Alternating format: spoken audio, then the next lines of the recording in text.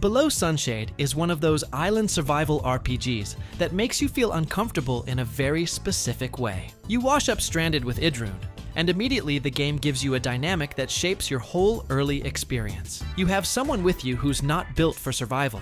That changes how you plan. You're not optimizing for a solo run.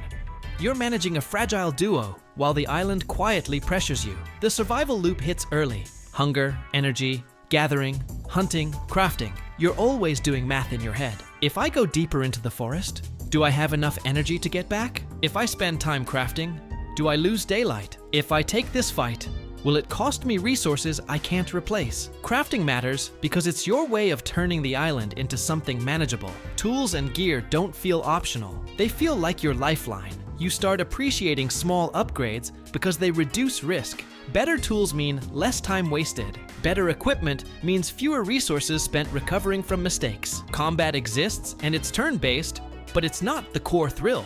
The real tension comes from how everything ties together. A bad combat encounter doesn't just hurt your health, it steals your time, your energy, and your safety margin for the next day. The game punishes reckless exploration more than it punishes tactical errors. Then you meet other survivors, and the game becomes more choice-driven.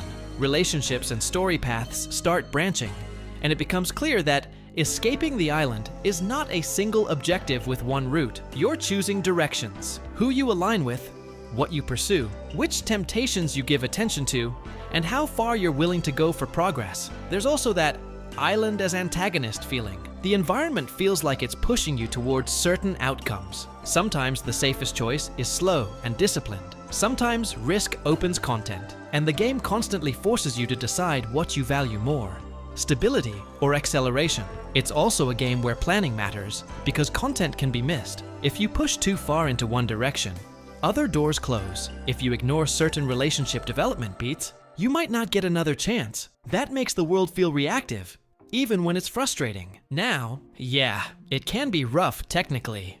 Bugs and performance quirks can show up, but when you're in a clean flow, Below Sunshade nails its identity. Survival pressure plus branching narrative where your decisions aren't abstract. They're paid for with time, stamina, and resources. It's the kind of RPG where you feel relief when you end a day with supplies stocked and no emergencies. That's a very specific kind of satisfaction.